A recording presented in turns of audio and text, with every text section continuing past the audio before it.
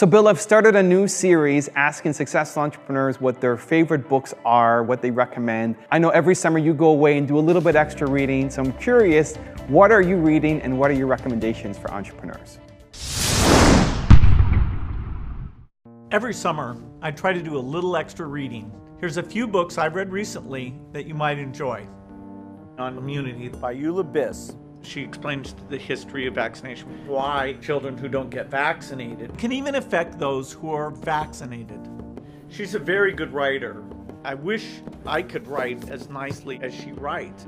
Should We Eat Meat by Václav Smil? It's provocative the way he does the title, as though passing the responsibility to the reader, where we know it's pretty hard for people to give up meat. There are books that touch on this topic that don't have numbers in them, but this is Smil. You are going to get the numbers. You might even get a few sentences in between the numbers. How to Lie with Statistics by Daryl Huff. Being able to understand what you're looking at and being willing to say, hey, where did that come from? Is that accurate? It's a quick read. It's got a lot of good examples in it. It's a trip to the past, even though the basic points it makes are still as valid today. What If? By Randall Munroe. It's a very clever way of getting you to think about various scientific things going on.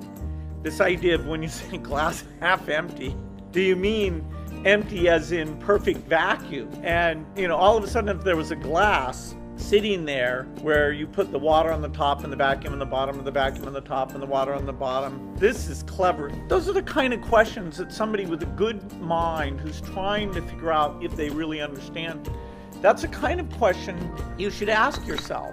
Hyperbole and a Half by Ali Brosh. She's pretty creative and humorous about making fun of herself and revealing her inner thoughts. There was one thing about the dog where, this is one that I told Melinda to read, where the dog's getting confused where they're moving. And so she's trying to simulate what the dog's thinking.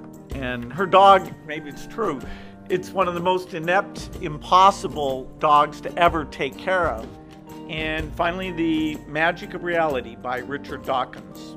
In science, we're all kids. I mean, a good scientist is somebody who's redeveloped the chain of reasoning of why we know what we know from scratch many times, just to see where there's holes or alternate possibilities. It can never hurt to reread these things and think through what you're learning. We can observe way more stuff than you'd imagine, and we've made more sense out of the stuff we can observe than you can imagine. So quite a range there in terms of fun to learn, fun to know about. I hope you enjoy them as much as I did. Thank you so much for watching. I hope you enjoyed. I want to know if you have read any of those books, what you think of them, if you're planning on reading any of them, and I'm going to add them to my Goodreads list as well if you want to follow me there and check out the other books that we've profiled so far.